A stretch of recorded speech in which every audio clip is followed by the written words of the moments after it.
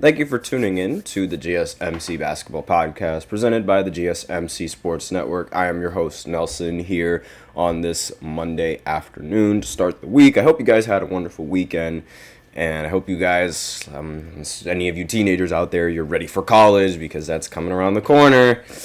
I'm going to go to college next week, so it's going to be fun. Not really. Maybe not. We'll figure that out, but still, one thing that I know is going to be fun is talking about basketball, so I'm still going to be doing that even though I'll be in college. I'm sure you guys that have been tuning in for a while now, you guys saw the background that I had in college, the podcast room that I had in college.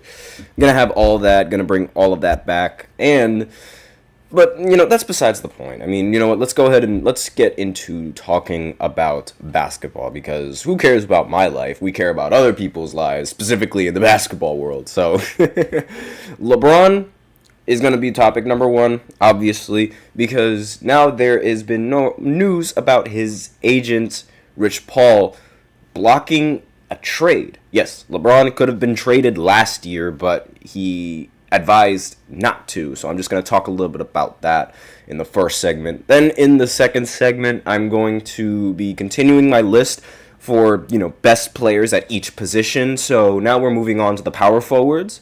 So I'm just going to go ahead and talk a little bit about the power forwards.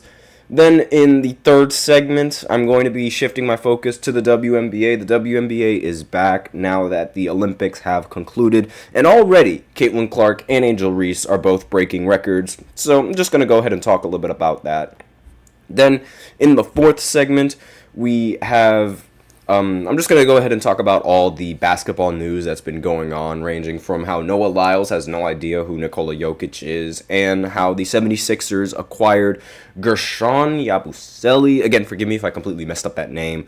As well as other news that develops, if it does end up developing as the segment goes on. So I'll just talk about that all in the fourth segment. And then we have a special fifth segment that I'm probably going to do for the entire week. So if you guys are interested in what that fifth segment is going to be sure to tune in. It's going to be very long, and it's going to continue to go into next week. You'll see what I'm talking about after the fourth segment if you guys are interested in what that fifth segment is. Before I begin, I'd like to remind everybody that we really like it when you guys we like hearing from you guys during the show, whether you have a burning question, whether you have a hot take, whether you have something that you've been dying to share. We are all ears, and we like to keep the conversation going. And if you really want to get your comments noticed or your questions noticed, you can hit the $sign below the chat box. Send in your message. It's guaranteed to get featured on the show. Plus, it's a great way to support our channel. Your super chats help us keep the lights on and bring you even more of the content that you love. We are so grateful for each and every one of you who joins us here, and your support, it makes all the difference.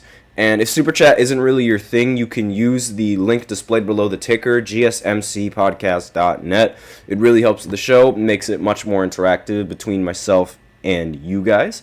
So you can leave your comment or question in any of those two options, and we appreciate every bit of your support. So with that, with that out of the way, we can go right ahead and go into the first segment, which is going to be the slide that I meant to pull up was this one right here. This is what I meant to pull up instead of that one, but anyways, yes, LeBron and Steph, two best players in the NBA. Well, two of the best players in the NBA, I should say. And there was a small possibility last year that they could have teamed up, right? A lot of people after this Olympics, we've rarely seen LeBron and Steph team up. The only time we see them team up is in an All-Star game when they're on the same, when they're finally on the same All-Star team, or when in the Olympics, this previous Olympics. That was the only few times we've seen LeBron and Steph team up. And everybody, once everyone saw it, you couldn't really take your eyes off of it. They're just a fantastic duo together. They complement each other very well. Steph Curry with the shooting, LeBron with the driving at the rim, drawing all the attention, and not to mention, his passing ability, just being one of the best passers that the NBA has seen, period. And it's it's even more surprising. Well, it's not really that surprising, but it's like you want to keep these two away from each other because if they team up, chances are they're going to go all the way.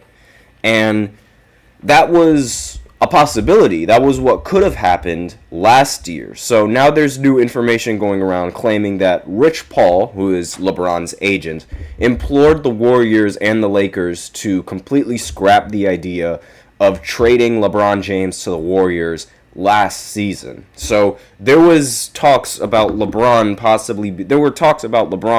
being traded to the Golden State Warriors, behind when the cameras weren't on and away from the media and things like that. So, and that's very surprising. And the biggest reason why he wanted to scrap this idea was largely because he wanted to insulate LeBron James from potential backlash over switching teams for the fourth time in his career. And to that, I say, malarkey. I think that's a bunch of bogus. There's nothing in the world that you can do that will prevent LeBron from being hated on. There's absolutely nothing you can do. LeBron got hated on for building a school. And that's really all that I need to say. Because it's like, he does anything and people are going to hate him. Like, he donates to charity. People are going to hate who he donates charity to. He supports Black Lives Matter. People are going to hate that he supports Black Lives Matter. He, again, builds a school. People are going to hate that he builds a school. Makes it to the finals. People are going to hate that he makes it to the finals. Wins a ring. People are going to hate that he wins a ring and calls it fake. It's just anything that LeBron does, there is always going to be somebody hating him. He is easily a top 2 most hated player in NBA history. Easily top 2 most hated. Like, it doesn't matter what he does, and obviously, he has a fandom of fans, a huge fandom, right? But he also has a huge, fandom of haters. Like, he gets hated on more than any athlete in this modern NBA, period. There is no question about that. And so, I don't think it would have really mattered whether or not he would have joined the Golden State Warriors or not. People were going to hate on him anyway. People hated on him for Russell Westbrook being bad. Like, how are you going to hate on LeBron for Russell Westbrook being bad on the Lakers? That doesn't make any sense to me. But they still find a way to hate. And there's nothing you can do to stop that. It's always going to happen. So, really, if I was Rich Paul, I would have just said, forget it. The Lakers, they've been managing LeBron poorly. They have been managing the Lakers roster poorly. Get LeBron out of there. Give him another ring. And, since people are so dense and they believe that Michael Jordan is still the greatest basketball player of all time because of his 6 rings, well, here comes LeBron winning 2 rings with Steph Curry. I wouldn't have minded that. I'm sure after these Olympics, the rest of the world wouldn't have minded watching LeBron and Steph Curry team up. But then again, knowing how we despise super teams, I think it makes sense how, obviously, he's going to get hate for that move. Like, it really doesn't matter. And one of the comparisons that, at least what the agent compared this move to, he compared this move to, if Kevin Durant, what Kevin Durant did with Golden State Warriors. First of all, this would be a completely different move than KD going to the Warriors. If LeBron were to have gone to the Warriors last year, it would have been a completely different move. Because, and I'll explain this, LeBron beat the Warriors last year in the postseason. Let me rephrase it. Not last year, when they lost in the first round to Denver, but in the 2023 postseason when they made it past the second round and they beat the Warriors in the second round. LeBron beat that team. So if you were to join that team, it wouldn't be if Kevin Durant were to join the Warriors, because the Warriors, they beat Kevin Durant the following season after Kevin Durant blew a 3-1 lead. So it would be nothing like the Warriors, not to mention, it would be nothing like the Kevin Durant deal with the Warriors, not to mention the fact that the Warriors, the same year after they got Kevin Durant, they won 73 games that previous year. LeBron would be joining a losing team as opposed to Kevin Durant joining a winning team. So it wouldn't be the same thing at all. And not to mention, it would be a trade. So that would mean that the Warriors the Warriors would most likely have to give up a lot of pieces to try and get LeBron. I have no idea whether it was going to be a LeBron to Steph deal, but I highly doubt that. I doubt that if the Warriors were to engage in a trade with the Lakers, they would have tried to get rid of Steph. I think Steph would be untouchable in that regard. Now, whether they would have gotten rid of Klay Thompson or Draymond, or both of them, that's a completely different story. I believe the best option would have been to get rid of Draymond and get rid of so many players and so many picks that the Warriors have had just to get LeBron on the Golden State Warriors if the trade were to happen. But obviously, it didn't happen for reasons, and this is, in the end, it's probably going to affect LeBron's ring count, which I really don't like because, I would love to see him win another championship, especially on the same team as Steph. I mean, I would love to just see him win the Finals MVP over Steph Curry and then see what the Curry fans have to say about LeBron winning the Finals MVP over Steph, right? Because that's another stipulation, and that would probably bring up a lot more problems. It would be like, whose team is this? Because I remember that was a debate on when Kevin Durant was on the Warriors, and the biggest reason why Kevin Durant actually left the Warriors was because a bunch of Warrior fans were still saying that this was Steph Curry's team, even though Kevin Durant won a couple of Finals MVPs. He felt disrespected, and obviously, he felt like they didn't need him.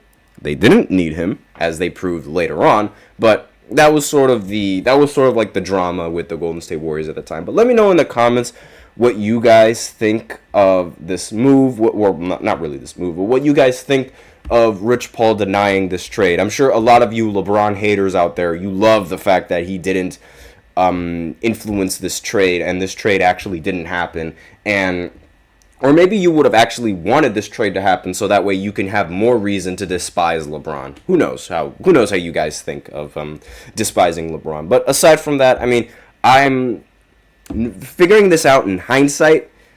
I would have much rather LeBron play for Golden State than if he were to play with the Warriors. I can't even lie to you. The Lakers have been terrible at creating rosters. They've been terrible at managing rosters. They've just been awful. And LeBron needs to get out of there. I'm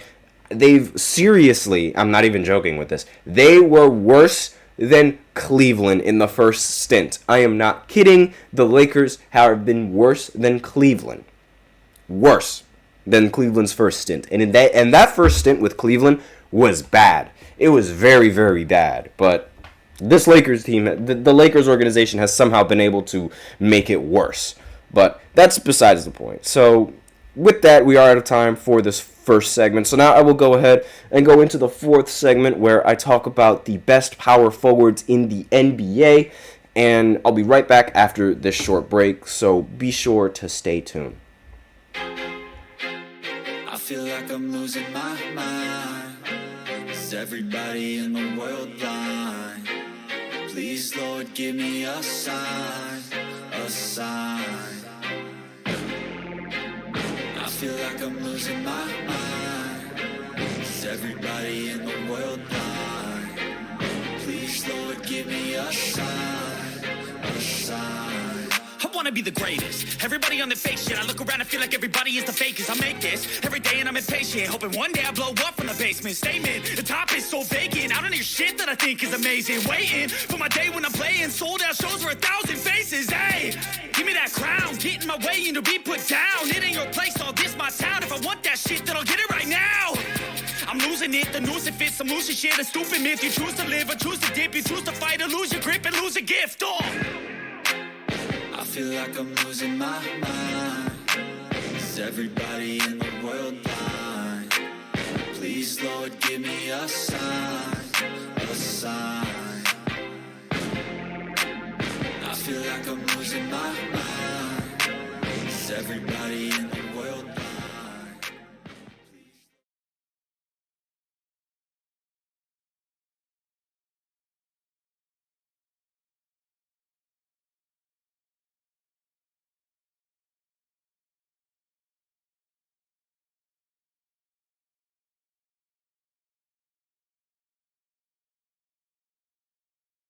And we are back with the second segment of the GSMC Basketball Podcast presented by the GSMC Sports Network. And in this second segment, we are going to be continuing on with the best players per position list. Now we're moving on to the power forwards.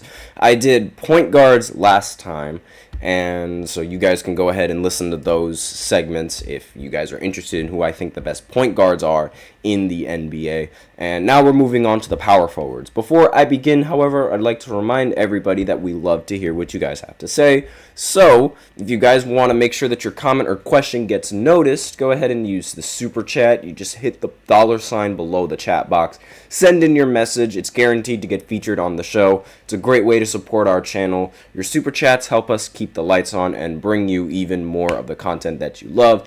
Not to mention, if super chat isn't really your thing, you can also use the link displayed below the ticker or the link in the description where it's called GSMCpodcast.net. It really helps the show. You can use that link to send in your comments and your donations as well if super chat isn't really your thing.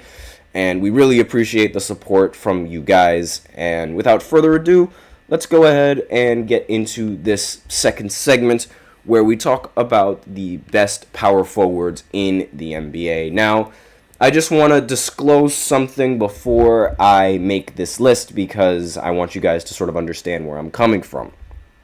So Sabonis and Anthony Davis are not listed as power forwards.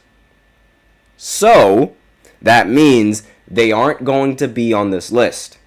So before any of you guys in the comments or like in your heads you go, where's Anthony Davis or where's Sabonis and something like that, they're not on this list because they're not listed as power forwards.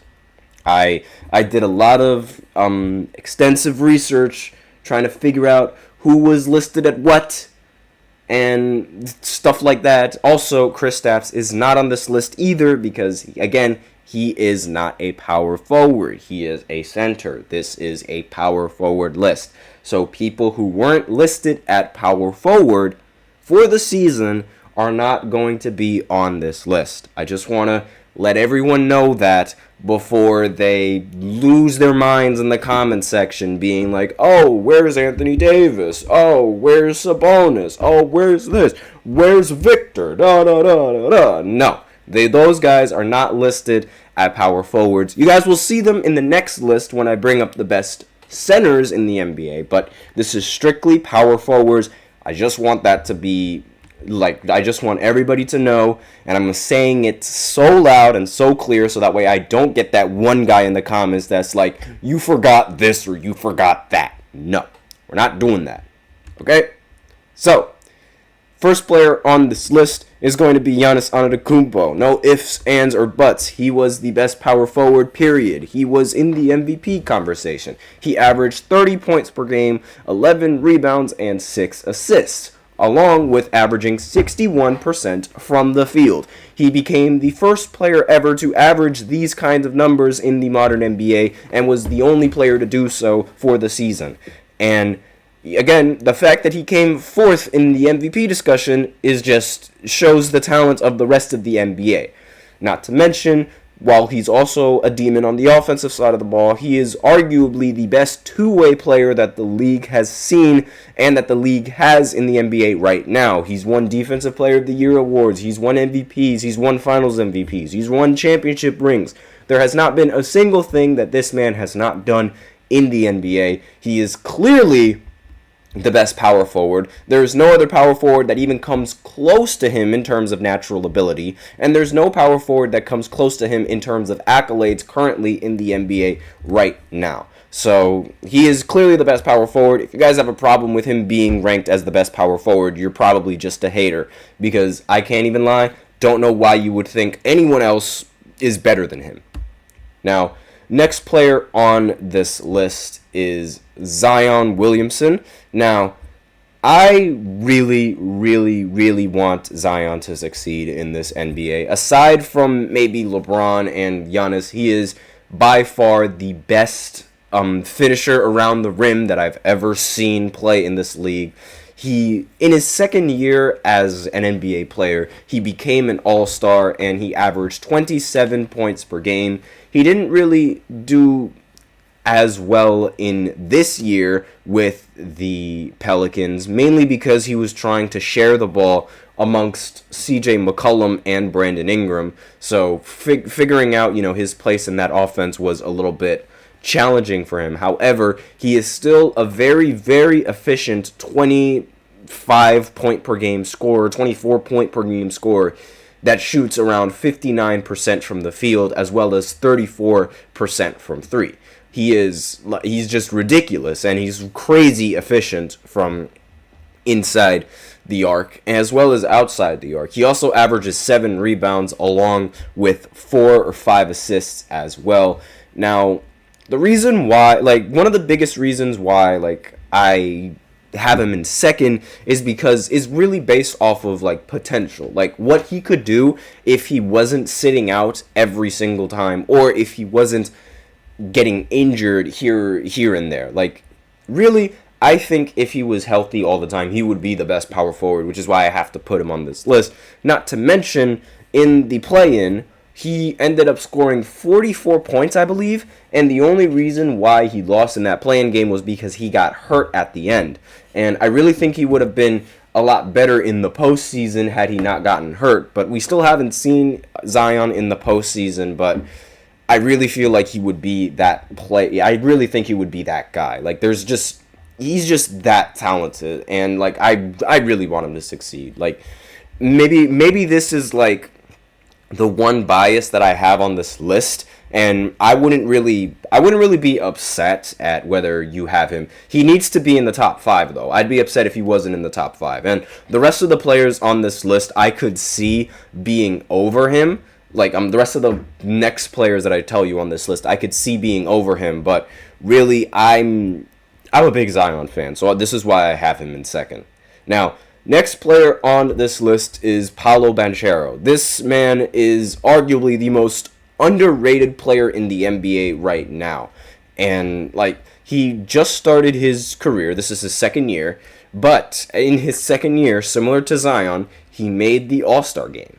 He averaged 22 points per game, 45% from the field, 33% from three, as well as 7 rebounds, because he's averaging 6.9, as well as 5 assists as well. Practically every single stat has improved since his rookie year.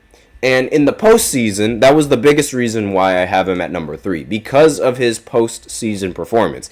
He averaged 27 points per game, shot 45% from the field, as well as 40% from 3, and 75% from the free throw line.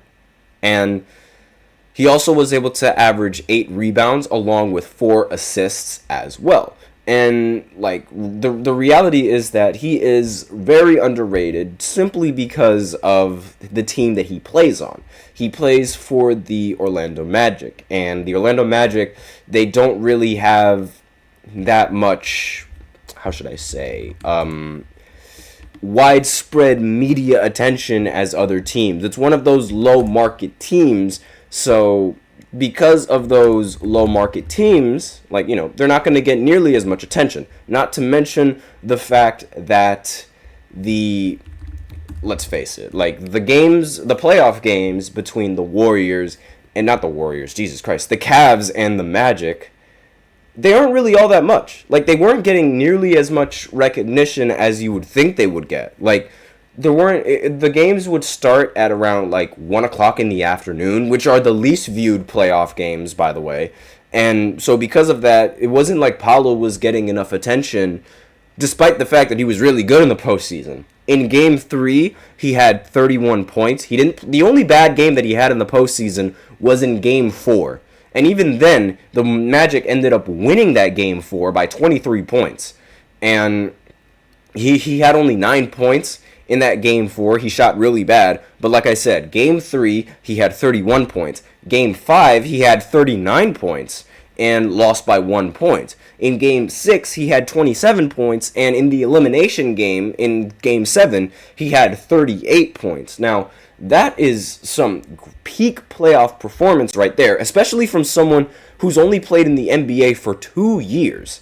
So I have to put him at this high of the list. And he's going to be ranked over someone like Pascal Siakam because unlike Pascal Siakam, he doesn't have the support from a point guard like Haliburton. Now, I know I had Haliburton pretty low on the point guard list, but again, being a top 10 point guard in the NBA is not something to take very lightly. Like, that is a very difficult thing to be and a very difficult thing to achieve. So the fact that Tyrese Haliburton is even on that list is good enough in of itself. So Pascal Siakam being helped by that point guard on the list is going to dock a few points.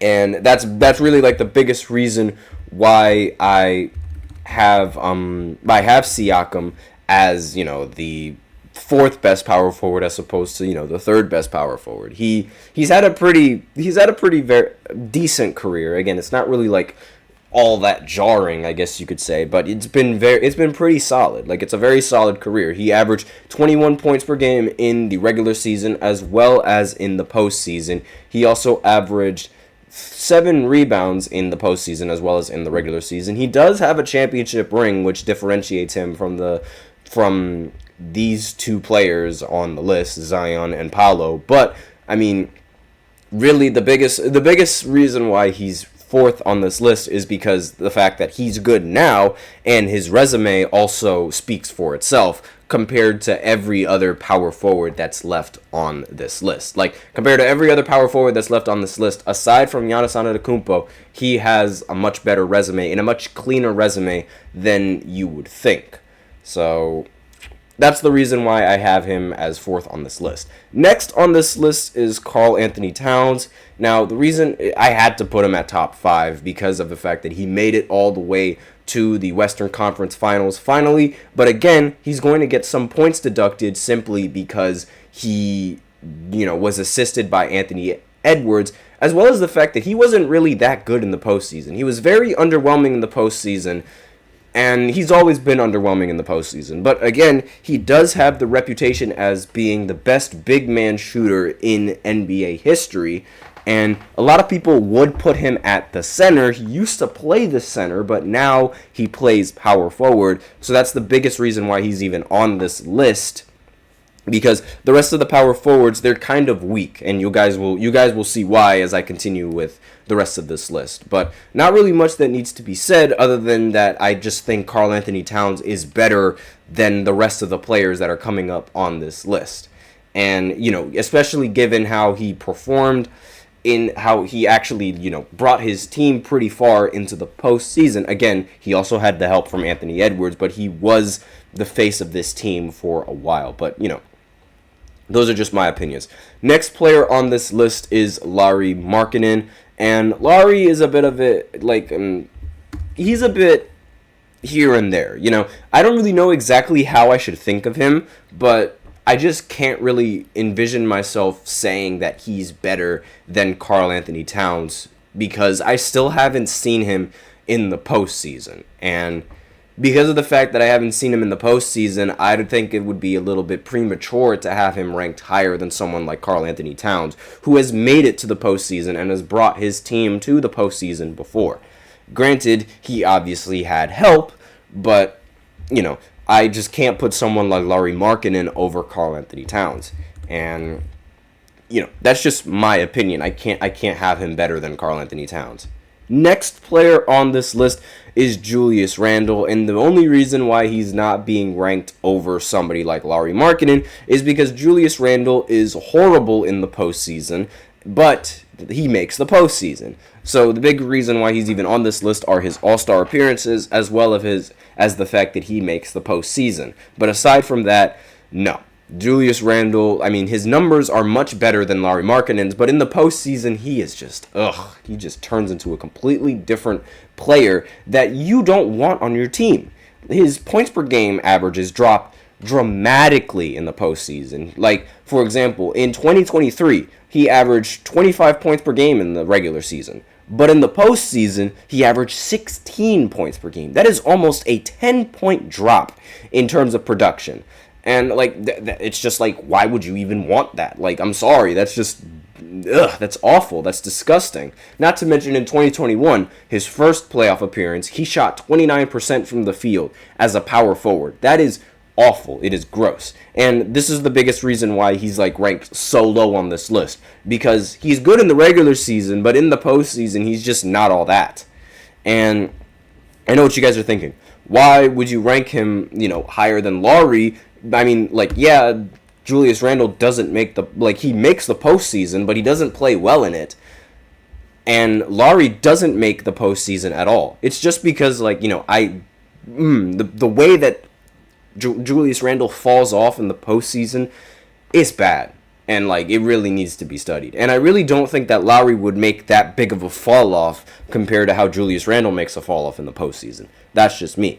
Next on this list is Evan Mobley, and I forgot. Julius Randle was 7th. I counted wrong. I apologize for that. But Evan Mobley is 8th on this list, and really, this is where, like, the power forwards, it's like, there's no one that really stands out in the power forward position. So Evan Mobley, it has to be talked about, especially for his defensive presence. But Evan Mobley could be the face of the Cleveland Cavaliers if the Donovan Mitchell scenario doesn't work out, or if Darius Garland doesn't pan out to how he needs to be. But Evan Mobley is definitely could be the head of the team when he develops and when it's all said and done. He averaged 16 points per game in the postseason. He also had a very good elimination game in the postseason when Darius Garland did not. So I really feel like that should be taken into account as well. And then the final 2 players on this list, they're just on this list because, I had to fill in the roster somehow. So we have Jalen Williams over here. Again, I had to fill in the roster somehow.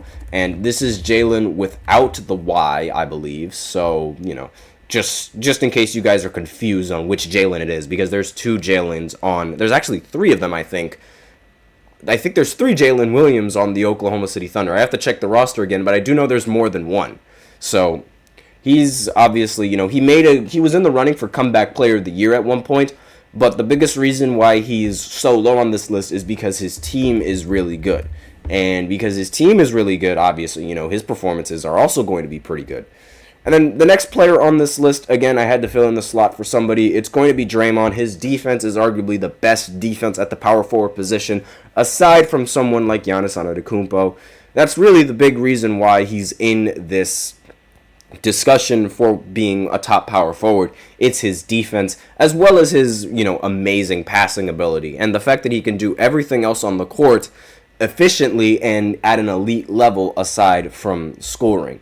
And that's the end. That's the conclusion of my power forward list. And we got a little bit, I got lost track, honestly. So I'm going to go ahead and go into the third segment where I talk about Caitlin Clark breaking another WNBA record. And I'm going to try to make that segment a little bit quickly because we did lose some time in the last segment. So be sure to stay tuned for this next segment coming up. I will be right back. Looking for your daily fix of sports talk without having to pay for it? GSMC Sports Network is available on YouTube. Just search GSMC Sports Network. Get your fix of daily sports talk shows on YouTube, absolutely free. NFL, college football, NBA, MLB, MMA, UFC, fantasy football, and so much more. GSMC Sports Network has shows running all day long, with new sports shows starting every 2 hours. Just like on your favorite cable sports channel, except GSMC Sports Network is absolutely free. Just search GSMC Sports Network on YouTube to catch one of your new favorite shows, like the GSMC College Football Podcast, Chip Shot Football Podcast, Hoops and Heels Women's Sports Podcast, GSMC Basketball Podcast, and so many more. Check it out for yourself. GSMC Sports Network, now available on YouTube absolutely free. Search GSMC Sports Network on YouTube right now. And we are back with the third segment of the GSMC Basketball Podcast presented by the GSMC Sports Network. And in this second segment, I'm going to talk about the WNBA making its return and the fact that Caitlin Clark and Angel Reese have already broken records. And the WNBA has only been back for about like a week. So, again, I'm going to repeat that. The WNBA took a break for a week. Well, not really a week, but they took a break for the Olympics. And in 1 week back, we already have news about Caitlin Clark and Angel Reese breaking records. If that doesn't show you, the talent and the greatness of these two rookies, I don't know what does. And if this doesn't tell you that Caitlin isn't the chosen one to, bring money to the WNBA, I don't know what does. Because we've single-handedly heard more news about Caitlin Clark in the span of this week than we heard news about women's United States basketball, period. I'm sorry, but there was no breaking headlines about the women's basketball team aside from the fact that they could go undefeated and improve their undefeated record that's been held since like 96 or something like that. Or maybe even 92. I have no idea how long it's been held, but it's been held way before I was born. And, we just hear more news coming from Caitlin and coming from Angel than we do the rest of the WNBA, which definitely says a lot about their talents. And speaking of talent, Caitlin Clark, the record that she broke was the all-time rookie assist record with 225. So she has the most assists by a rookie in WNBA history. The previous record was set by Tika Penichiro. Forgive me if I completely messed up that last name. And her record was set in 1998 when she recorded 224 assists.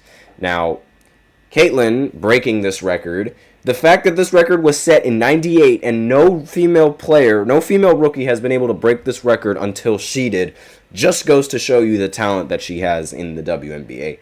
Not to mention, this wasn't the only record that she broke during this night. No, she broke not one, but two WNBA records this previous night. Now, it wasn't a WNBA record, but it is a franchise WNBA record. She passes Tamika Catchings as she sets a new franchise record for most three-pointers made by a rookie with 77. So, most three-pointers made by a rookie in Indiana Fever's history, so that amounts to 77. And she has 77 made three-pointers in the WNBA, which is also, I believe, in the top 5 of the most made three-pointers in the WNBA right now. The last time I checked that stat, that was top 5.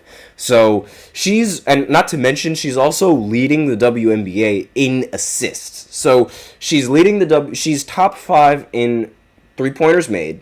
She is top 1 in assists averages, and I believe that's top 1 in total assists as well, if not at the very least top 3. And not to mention, she's also pretty good in the scoring category as well. I don't really know the exact number where she's at because that scoring category changes because Aja Wilson and Sabrina Ionescu and Brenna Stewart, they're just demons on the court. But it's she is a phenomenal athlete and arguably the best player and for the WNBA. Not the best player in the WNBA, the best player for the WNBA. And, at this point, Caitlin Clark is bound to break dozens of records, both for the Fever's franchise and for the WNBA. And the craziest part is that this is possibly the weakest version of Caitlin Clark that we've seen in this entire league. Now, enough about Caitlin, because I know you guys in the comments, you're going to be like, oh, but what about Angel? What did Angel do? Well, Angel became the fastest player to reach 20 double-doubles in the history of the WNBA. So, again, these two players, they've just been phenomenal at the sport that they've played at, and they're just the best thing that the WNBA could ask for. I know a lot of these WNBA athletes, they're, very jealous of these two and the fact that they get so much attention, but tough.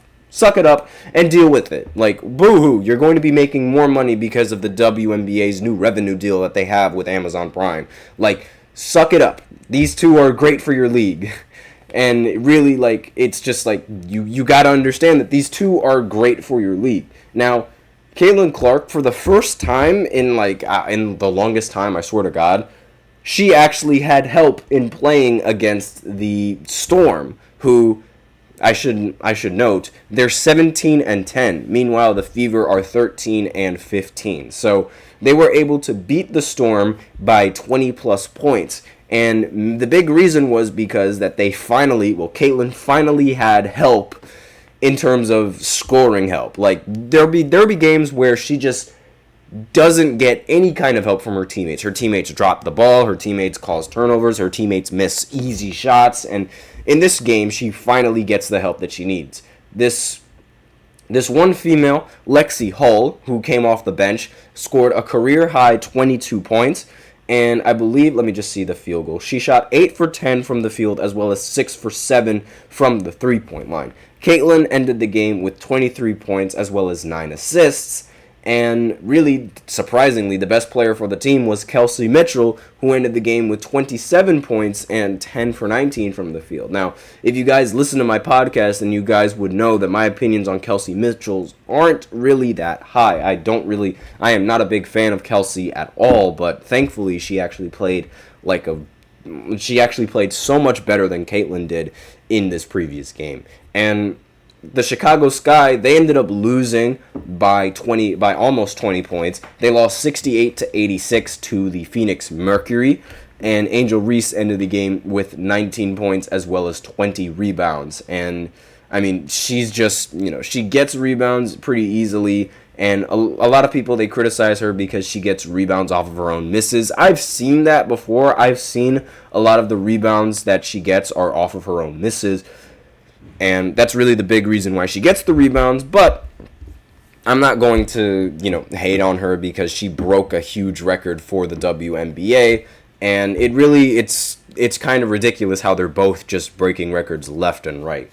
And, I mean, Diana Taurasi, she tried to hate on these two players. Meanwhile, Caitlin is averaging better numbers than her in the WNBA, so it really doesn't matter what she had to say, even though she ended up getting the last laugh against Angel here when she ended up winning by 20-plus points. So that's just, a little bit of the things that I wanted to talk about with the WNBA. Just the fact that Caitlin is really breaking these records, and the fact that Angel Reese is also breaking records, and we've only had the WNBA back for just 1 week, and we're already hearing some big news. Really goes to show you just how fantastic these two players are. So, with that out of the way, we're going to go ahead and go into a break, and then after this break, I'm going to go ahead and talk about some basketball news, which will be just, all the basketball, the trending basketball topics that are happening right now, and it could be a multitude of things, from free agent signings, from people talking, this, that, and the other. I'm going to talk all about that in the fourth segment right after this short break, so be sure to stay tuned.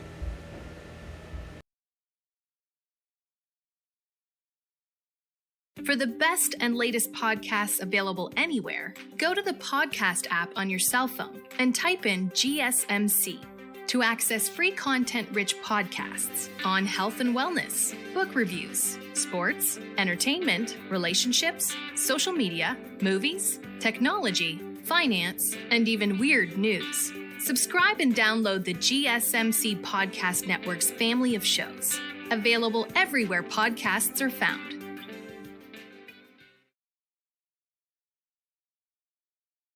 And we are back with the fourth segment of the GSMC Basketball Podcast, presented by the GSMC Sports Network. And in this fourth segment, I'm just going to talk about some of the basketball news that's been going on around the league, the big buzz, things like that. And I'm going to open this up with Guerschon Yabusele. You guys remember him from the Olympics. He played for the French national team. He was Victor Wembanyama's teammate. He was playing very, very well in the tournament play after the quarterfinals were announced. And he also played pretty well for France in general. And he also got the nickname of the French Ben Wallace. If you look at him, he looks pretty similar to Ben Wallace. Has the same haircut, has the same headband. Also, you could argue that he even plays a little bit like Ben Wallace, being a bit of a menace in the paint and a little bit more with an offensive game than Ben Wallace, but still, he's mainly known as the French Ben Wallace simply because he just looks a little bit like him.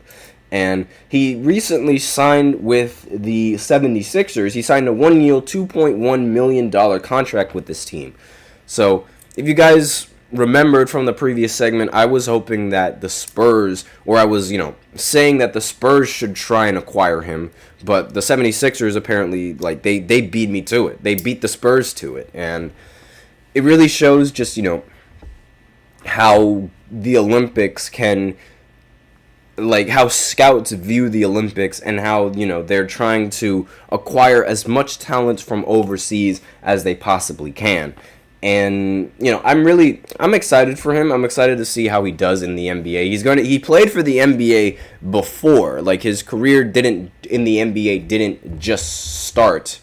And so, it should be noted that he had a career in the NBA before his, I guess you could say, his popularity in the Olympics. And he's really known for dunking on LeBron James, and a lot of people are making the joke that was the big reason as to why he even got a contract in the first place. It was the fact that he dunked on LeBron James, but I doubt that's the case. And he did, again, like I said, he did play in the NBA before. He was a power forward. He played in 2017 and 2018, and his career ended in 2019. And he didn't start that many games. He only started 5 total games in his career, and he was playing for the Boston Celtics. In his career for the Celtics, he averaged 2.3 points per game, shot 44% from the field, 54% from inside the arc, and 32% from outside the arc, as well as 68% from the free throw line. And, he just didn't have a career after that. So it makes sense how he just wasn't re-signed for the Boston Celtics, because I guess he just didn't do much for the Celtics and didn't really fit well for the rotation. But now that he's on Philly, I guess we'll see just, how he fares with the 76ers there. Now, in some other news, sparking about the NBA, there is some serious talk between, well, not really between a lot of people, but Bill Simmons has said that there was legitimate buzz around Jeff Bezos purchasing the Boston Celtics. Yes, Jeff Bezos is possibly purchasing the Boston Celtics. Now, for those of you guys who don't know who Jeff Bezos is, he is the founder of Amazon, and he is the executive chairman of Amazon. And him being involved in basketball, it's pretty interesting. And the Celtics are being sold for $6 billion. That's roughly around where they're worth. And so if there was anybody that would buy the Boston Celtics, it would probably be someone like Jeff Bezos, or somebody that's also ridiculously rich. I have no idea who else would even be in the, maybe Elon Musk. He would be another person that I'd see possibly buy the Boston Celtics from their organization. And the biggest reason why the Celtics are being sold, again, is because they want to avoid paying that luxury tax. And really, the luxury tax for Jeff Bezos would be pocket change for him. And he'd be the owner of a winning NBA franchise. So, again, they're just talks. This is just, a possibility that could happen. And, again, do I think that would happen? Not entirely sure. But, this is just, it's just out there, and that's just a topic on the NBA that I do feel like talking about. And in some more news, this isn't really news, but I'm just going to go ahead and talk about, how I'd feel about these NBA teams in the Pacific Division and where they stand, because I just feel like talking about those kinds of things. And I originally wanted to make this segment solely on how I'd feel as a fan, like I did before in the 4th segment, but I feared that I wouldn't have enough to really talk about. So I just wanted to make this segment about basketball news and about the things that are going on in the NBA, as well as, the things that are going on with these Pacific teams. So if I was a Clippers fan, they were the 4th seed last year, and they got bounced out of the first round. They were expected to be favorites. If I was a Clippers fan, I'd have no hope. Every year they're a contender on paper, and now the Clippers are relying on Kawhi's health and a Harden bounce back year to even have a chance in the title window, and it looks like it's close. Next team on this list is the Phoenix Suns. And really, like, the biggest, if I was a fan of the Phoenix Suns, they're the 6th seed. They exited in the first round. They got swept in the first round. Why did we get Beal? Why did the Suns get Bradley Beal? Now, are they just, like, lacking in scoring? I don't think so. Like, really, I don't understand why the Phoenix Suns would even bother trying to have Beal. And now they're basically forced to run it back and until KD asks for a trade or decides to go to Minnesota. Like, that's really what's going on with the Phoenix Suns right now. They're forced to run it back even though they really don't want to. Now, for the Lakers, again, they were the 7th seed. They lost in a first-round exit. So they still got LeBron. They still got AD. That's enough to give the fans hope. And that's enough to, like, really the biggest problem with the Lakers is matching up against Denver. So they just got to pray that Denver loses before they play against them. And really, they've shown that they can beat any team in the Western Conference, aside from beating Denver. For some reason, Denver turns into a completely different animal. If you want, I could do a whole segment on Jamal Murray destroying the Los Angeles Lakers. I could do an entire segment on that. If you guys are interested in that, let me know in the comments. And for the next team, the next two teams, the Kings and the Warriors, they both lost in the play-in. And so, really, for the Kings, if the stars align, Keon Ellis needs to start and keep our defense decent. DeMar and Domas Sabonis needs to be a competent floor spacer, as well as, being just a great shooter overall. DeMar has to do that. And if he's able to do that, then the Kings are in business. Now, for the Warriors, if I was a Warriors fan, I'd feel very sorry for Steph. They failed to put a contending team in the later years. They've done it in the previous years, but now he's finally getting the LeBron treatment of not having competent teams and competent teammates, and they'd rather focus on Pods, Kuminga, and Moody just to see just how well they develop in the timeline of having Steph Curry.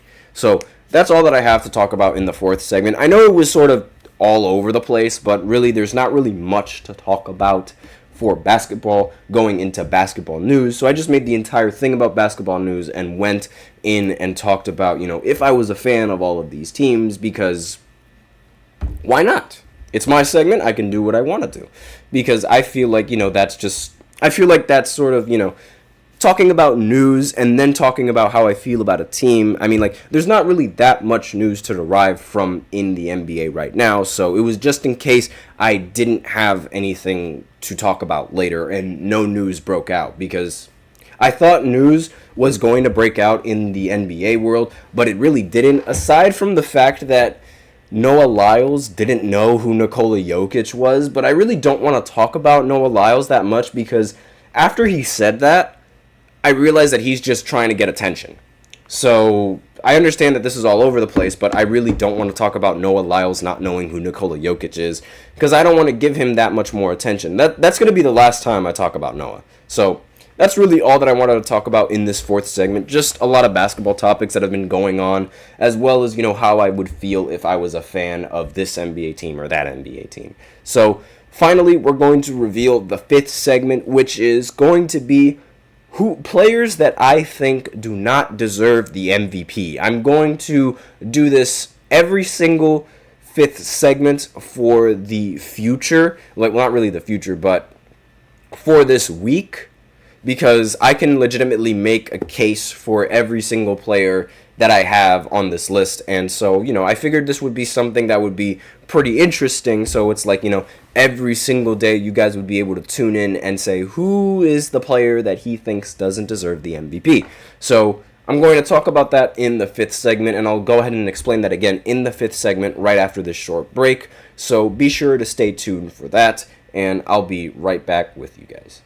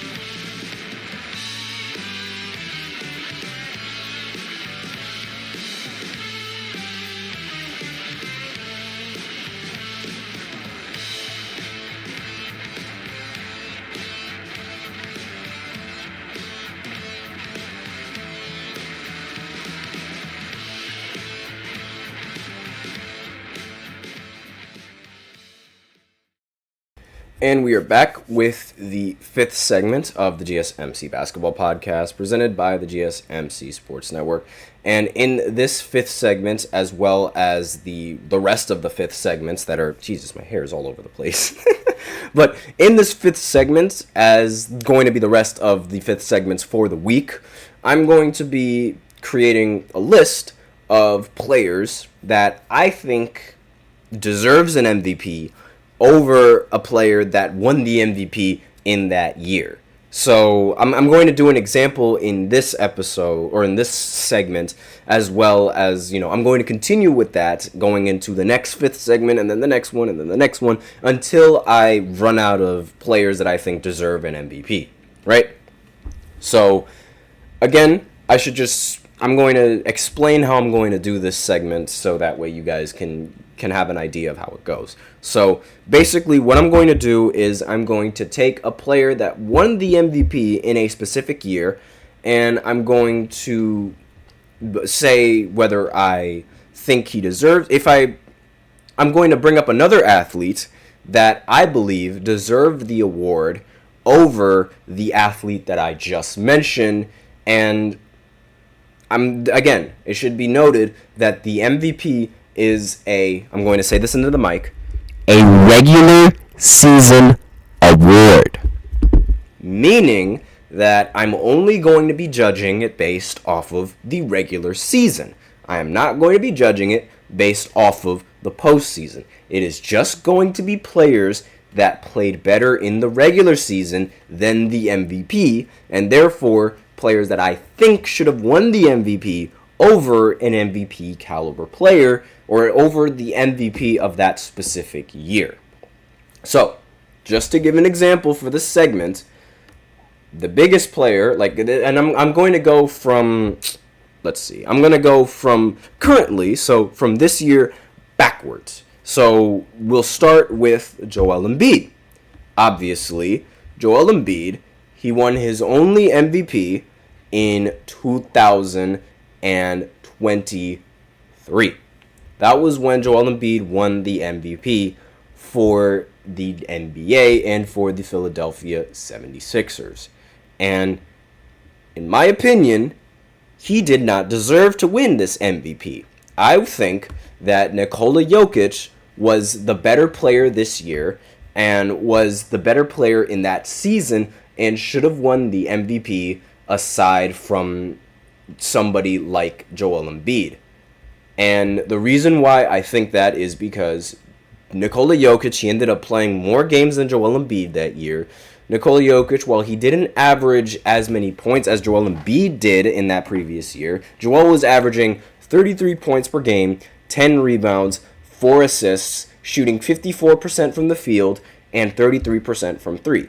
Again, these are fantastic numbers. These are great numbers. But Nikola Jokic in that year was averaging 24 points per game, 11 rebounds, 9.8 assists, while shooting 63% from the field, 38% from three, and 82% from the free throw line. This man was averaging almost a triple-double. He averaged more rebounds, he averaged more assists, and he also was able to average more steals than Joel Embiid. The only thing that Joel Embiid had beat on Nikola Jokic was points per game. That was the only thing that Joel Embiid had over Nikola Jokic. Nikola averaging a triple-double, a damn near 25-point triple-double on 63% shooting is unheard of. It's never been heard of in the entire history of the NBA, and he didn't win the MVP solely because of Kendrick Perkins. Now, let me explain that. Kendrick Perkins, when he was on First Take, I cannot believe that I'm actually saying this. This is absolutely ridiculous. But he blamed the reason why Joel Embiid wasn't number one in MVP voting was due to racism. I'm not making that up, and I'm not trying to slander him. I'm not making that up. This is actually what he said, and this was the biggest turning point in the MVP voting. Because the minute Kendrick Perkins says that he thought it was racist, everyone flipped their opinions, and Joel Embiid became the number one in voting for the MVP. Like, he immediately became the favorite for winning the MVP the second he mentioned that it was racist. Like, I am sorry, had nothing to do with racism, had nothing to do with that. It was just that Jokic was better than Joel Embiid that year. It was that simple. And the voters, they were afraid of being dubbed as racist. And therefore, because of that, it pushed them to vote for Joel Embiid. That was the only reason. I know it sounds bad, but that was actually what happened. You had to be there to see that. But I'm going to go ahead and pull up a quote for Kendrick Perkins, because he really, like, that was really a thing. That was really what happened on First Take. And it was really just, like, even Charles Barkley had something to say about this. In the headline of this article, it says, Charles Barkley rips Kendrick Perkins for suggesting racial bias plays a role in MVP voting. And let's see, Barkley talked about Perkins' remarks on Denver's Altitude Sports Radio with Vic Lombardi, Mark Moser, and Brett Kane. The former Phoenix Suns star said he didn't believe Jokic was worried about what pundits were saying about him on ESPN's First Take.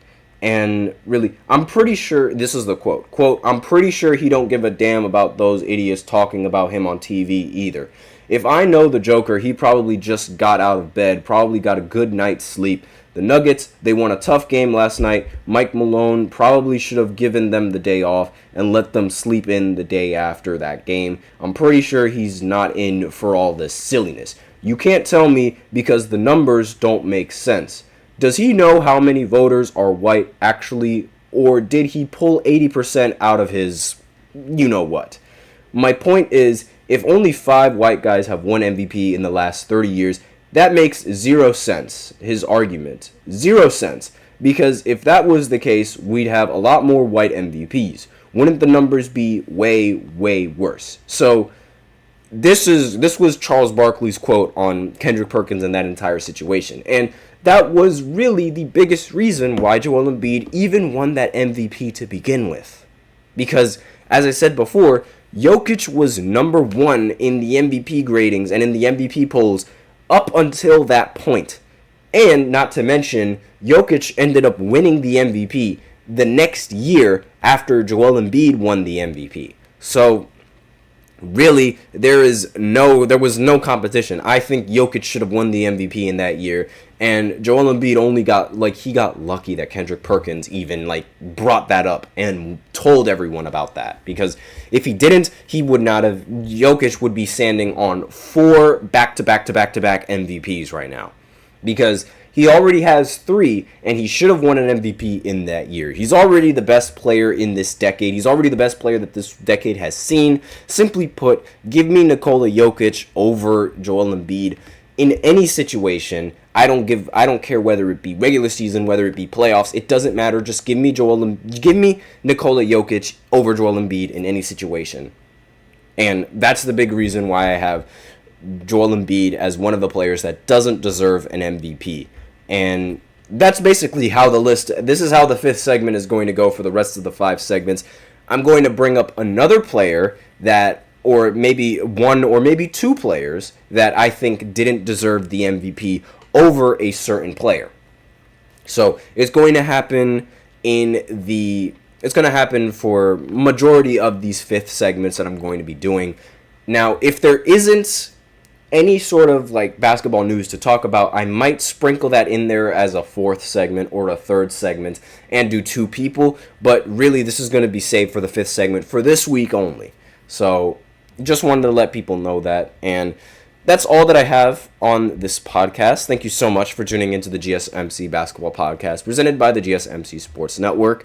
Your support means a lot to us, so remember to subscribe to the show, leave a positive review. We also invite you to follow us on Facebook, Twitter, TikTok, and Instagram for more content and updates. Let me know if you like this fifth segment idea. Let me know if you'd rather do something, if there would rather be something different that you want me to do. Just let me know. Thanks once again for tuning in. And as always, we love to hear what you guys have to say for this show, and we love having your input. So make sure, if you want to make sure that your comment gets recognized, just hit the $sign below the chat box. Send in your message. It's guaranteed to get featured on the show. It's a great way to support our channel as well. And we're grateful for each and every one of you who joins us here, and it really does make a difference. If Super Chat isn't really your thing, then you can always use the link displayed below the ticker on every show segment, or the link displayed below in the description, gsmcpodcast.net. It really helps the show. It makes it much more interactive between myself and you guys. That is all that I have for you today on this segment. Thank you so much for tuning in. I am your host, Nelson, and as always, take care.